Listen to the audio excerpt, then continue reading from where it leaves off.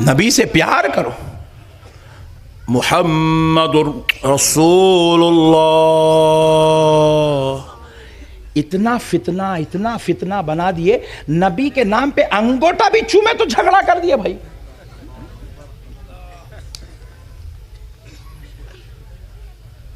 برباد کر دیا امت کو پورا. میں پرسوں 3 دن پہلے بنگلور میں تھا, بیان کرنے کے لیے گیا تھا. ایک مسجد میں داخل ہوا نماز عصر پڑھنے کے لیے. اتنی بہترین مسجد بنی ہوئی ہے. میں کرناٹک میں وہ مسجد دیکھ کے سوچا بولا یار یہ تو مسجد دبئی میں بھی نہیں ہے اتنی پیاری مسجد. تو ماشاءاللہ اتنی بہترین عالی شان زبردست مسجد. اس مسجد میں محراب کے اندر اللہ لکھا ہوا ہے. تقریباً میں سمجھتا ہوں 6 فٹ اتنا بڑا لکھا ہوا ہے. زبردست ہینڈ رائٹنگ, زبردست کاریگری کے ساتھ. ادھر طرف پوری دیواروں پہ اور پورے جو ہے زبردست جھومر ٹائپ کے, میں سمجھتا ہوں سعودی سے لائے ہوں گے بیچارے, جھومر ٹائپ کے لگے. ہر جگہ دیکھ رہا ہوں اللہ اللہ اللہ اللہ اللہ اللہ اللہ اللہ اللہ. 50 جگہ تو بھی لکھا ہوا ہے مسجد کے اندر اللہ. آنکھ ترس گئی صاحب ایک جگہ محمد دیکھنے کے لیے. ارے جب خدا خدا ہو کر اپنے حبیب کو اپنے سے جدا نہیں کرتا, تو غلام ہو کے, تو کلمہ پڑھنے والا ہو کے, تو نبی کو خدا سے جدا کیسا کرتا بھائی؟ جہاں دیکھو بس خالی اللہ, اللہ میں سے نکال رہا. بہترین کاریگری سے لکھا اللہ. میں پوچھا میرے بڑے بھائی محمد, میرے بھائی خدا کی قسم ایک بات سن لو, نہ تو ہم اللہ کو دیکھے, نہ تو ہم اللہ کو سنیں, نہ تو ہم اللہ کو پہچانتے ہیں. خدا کی قسم ہمارے پاس خدا کے ایک ہونے کا, خدا کے ہونے کا صرف ایک دلیل ہے. اس دلیل کا نام محمد الرسول اللہ. اگر ہم دلیل کو بیچ میں سے ختم کر کے ڈائریکٹ اللہ تک بات کریں گے, ہمارا ایمان کامل نہیں ہو سکتا میرے بھائی. حضور کو بیچ میں سے مت نکالو میرے بھائی. بندے اور خدا کے بیچ کی کڑی کا نام محمد الرسول اللہ ہے. محمد الرسول اللہ. حضور ہے تو سب ہے, حضور نہیں ہے تو خدا کی قسم کچھ بھی نہیں ہے, کچھ بھی نہیں ہے. نہ آپ کا قرآن پر گواہی دینا سچ ہے, نہ آپ کا کعبے کے خدا کے گھر ہونے کی گواہی دینا سچ ہے, نہ آپ کے پاس جنت کے ہونے کی کوئی گارنٹی ہے, نہ آپ کے پاس دوزخ کے ہونے کی کوئی دلیل ہے, نہ آپ کے پاس خدا کے ایک ہونے کی کوئی دلیل ہے. ہمارے پاس خدا کے ایک ہونے کی. جنت کون کون دیکھے جی ہاتھ اٹھاؤ. ارے اتنے لوگ ہیں, ایک آدمی بھی ہاتھ نہیں اٹھایا. مگر خدا کی قسم سب کا ایمان ہے جنت, بولو زور سے, ہے. چلو جان دو جنت تو اوپر ہے, تم نہیں دیکھے ہوں گے. یہاں 2 فرشتے ہے کہتے نا, ہے کرامن کاتبین نام ہے کہتے نا, ہے. کون کون دیکھے ہاتھ اٹھاؤ. تمہارے کندھوں پہ فرشتے ہیں, تمہارے پاس کوئی دلیل نہیں ہے جی. اس دلیل کا نام محمد الرسول اللہ ہے. جی تمہارا پورے ایمان کا دار و مدار حضور کی ذات پہ ٹکا ہوا ہے, تم حضور کی بے ادبی کیسا کرتے بھائی؟ حضور کو چھوڑ کے تم کیسا پہنچنا چاہتے خدا؟ اللہ اللہ اللہ اللہ اللہ. رے نالائق, اللہ لکھا سوالا محمد بھی لکھ دیتا تاکہ پتا چلے اس خدا کے ایک ہونے کی دلیل یہ محمد ہے, تاکہ پتا چلے ہم نے اس اللہ کو اس محمد کے وسیلے سے مانا ہے, تاکہ پتا چلے اس اللہ تک پہنچنے کے لیے اس محمد کا دامن پکڑنا ضروری ہے, تاکہ پتا تو چلے یہ وہ محمد ہے جسے خدا کہیں بھی تنہا نہیں چھوڑتا. اب دیکھو آپ, لا الہ الا اللہ کلمہ مکمل خدا کی قسم ہو سکتا تھا, مگر اللہ نے کیا کیا, ہونے نہیں دیا. کہا لا الہ الا اللہ میں ہوں, مگر میرا محمد نہیں ہے. اس لیے اللہ نے کیا کیا؟ لا الہ الا اللہ کے ساتھ محمد الرسول اللہ لگوا دیا. کہا اب قیامت تک جتنے لوگ مسلمان ہوں گے وہ صرف لا الہ الا اللہ پڑھ کے نہیں، محمد الرسول اللہ بھی پڑھیں گے تو مسلمان ہوں گے. یہ قانون تو خدا بنا رہا ہے نا بھائی. جب خدا خدا ہو کر اپنے نام سے اپنے حبیب کے نام کو جدا نہیں کرتا، پھر آپ اپنی مسجدوں میں سے نبی کا نام کیسے جدا کر دیتے ہیں؟ نعوذ باللہ. یہ کون سی غیرت ایمانی آپ کی گوارا کرتی ہے میرے بھائی؟ اب دوسری بات سنو، کلمے میں لا الہ الا اللہ کے ساتھ محمد رسول اللہ، اذان میں دیکھو اشہد ان لا الہ الا اللہ، اشہد ان محمد رسول اللہ. کلمے میں نبی کے نام، اللہ کے نام کے ساتھ نبی کا نام، اقامت میں اللہ کے نام کے ساتھ نبی کا نام، نماز میں بیٹھو اللہ کا نام، اشہد ان لا الہ الا اللہ، اللہ کی وحدانیت کی گواہی کے ساتھ، واشہد ان محمدا عبدہ ورسولہ، پیارے مصطفیٰ کی عبدیت اور رسالت کی گواہی.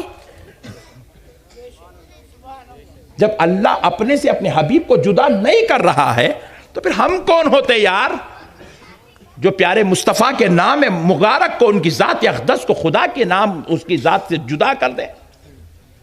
خدا کی قسم یہ کان کھول کے سن لو، لا الہ الا اللہ، اللہ خدا ہے، محمد الرسول اللہ اگرچہ کہ خدا نہیں ہے مگر خدا سے جدا بھی نہیں ہے. اس کو جدا کرنے کی کوشش مت کرو، یہ ایمان نہیں ہے. آج ہمارے جوتے کھانے کی وجہ یہی ہے. اتنی بڑی تعداد میں مسلمان ہیں بھائی، جہاں چلے جاؤ. آپ لوگ سمجھ رہے ہیں یہ پہلا مجمع نہیں، خدا کی قسم ہر روز یہی مجموعہ دیکھتا ہوں، ہر روز، بلکہ اس سے زیادہ دیکھتا ہوں. پھر بھی مسلمان جوتے کھا رہے ہیں، پریشان حال ہیں، مصیبتوں میں مبتلا ہیں، عذابات میں مبتلا ہیں. ہر دن ایک نئے نئے ٹینشن مسلمان پہ آ رہے ہیں. وجہ صرف ایک ہے، مسلمان نے رسول اللہ کی رحمت سے منہ موڑ لیا ہے.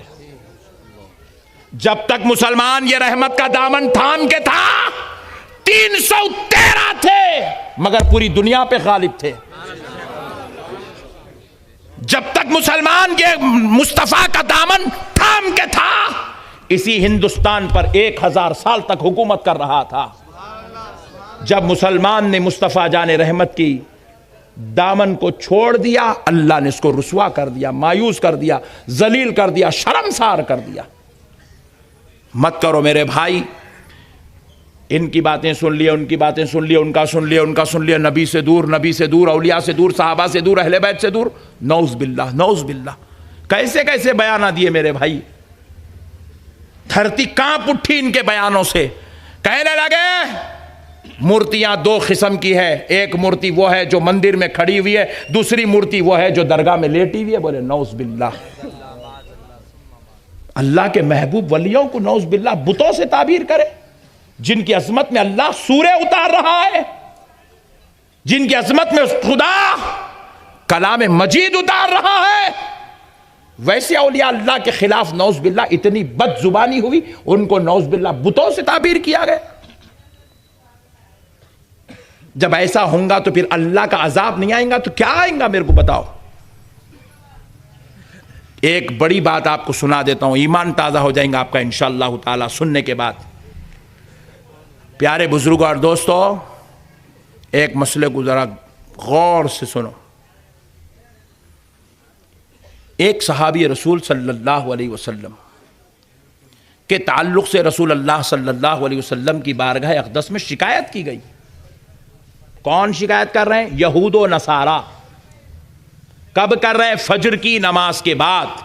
جب پیارے مصطفیٰ نماز پڑھا کے مسجد میں بیٹھے ہوئے ہیں، یہود و نصارہ کا ایک قافلہ آیا اور آ کر کہنے لگا کہ اے محمد صلی اللہ علیہ وسلم، آپ کے ایک صحابی نے کل رات اپنی بیوی کا قتل کر دیا. نبی مکرم صلی اللہ علیہ وسلم نے فرمایا کون ہے وہ شخص جس نے کل اپنی بیوی کا قتل کیا کل رات؟ وہ اٹھ کے کھڑا ہو جائے. کوئی کھڑے نہیں ہوئے. حضور نے دوسری بار کہا، کوئی کھڑے نہیں ہوئے. حضور نے تیسری بار کہا، اس کو اللہ اور اس کے رسول کا واسطہ وہ کھڑا ہو جائے. اخیر صف سے ایک صحابی ایسے لرزے کے ساتھ کانپتے ہوئے اٹھ کے کھڑے ہو گئے، ایسے کانپتے ہوئے، لرزہ طاری ہوتا ان کے اوپر، ایسے کانپ رہے تھے، اٹھ کے کھڑے ہوئے۔ نبی پاک علیہ السلام نے جیسے ان کو دیکھا، کہا تم؟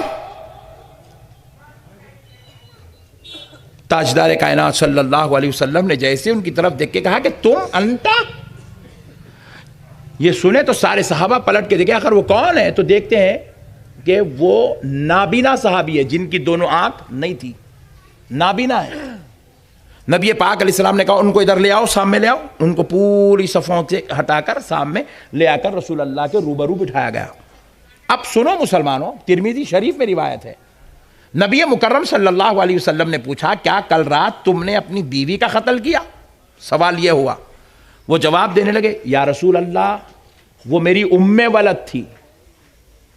ام ولد کس کو کہتے ہیں؟ ایسی خاتون جو پہلے باندھی تھی، اس کو نکاح کر کے بیوی کا درجہ دیا جائے، اس کو ام ولد کہتے ہیں۔ یا رسول اللہ وہ میری ام ولد تھی، اور آقا اللہ نے اس کے ذریعے سے مجھے 2 نور والے بچے عطا فرمائے، یعنی کہ بڑے اخلاق والے، بہت پیارے، اچھے، حسین، جمیل بچے اللہ نے مجھ کو دیے۔ پھر نبی مکرم صلی اللہ علیہ وسلم پھر دوبارہ سوال کرنے لگے کیا تم نے کل رات اس کا قتل کیا؟ حضور سوال ایک کر رہے ہیں، صحابی جواب ایک دے رہے ہیں، دیکھو کیا تم نے کل رات اس کا قتل کیا؟ تو صحابی کہنے لگے یا رسول اللہ وہ مجھ سے بے انتہا پیار کرتی تھی آقا، میں نابینا ہوں، دنیا نہیں دیکھ سکتا، مگر میں اس کی آنکھوں سے دنیا دیکھ لیتا تھا، یعنی کہ وہ میری اتنی خدمت کرتی تھی، مجھے کبھی نابینا ہونے پہ مایوسی افسوس نہیں ہوا۔ نبی مکرم علیہ السلام نے پھر تیسری بار پوچھا صحابی کیا تم نے کل رات اس کا قتل کیا؟ تو نبی پاک علیہ السلام سے وہ صحابی ہاتھ جوڑ کر عرض کرنے لگے یا رسول اللہ جب میں نے اس کو دائرے اسلام میں لیا اور اس کے ساتھ میں نے نکاح کیا آقا، اس کے چند دنوں بعد مسلمان ہونے کے، اسلام قبول کرنے کے، میرے نکاح میں آنے کے چند دنوں بعد اس نے آپ کی رسالت پہ شک کیا، زبان درازی کری آپ کے خلاف۔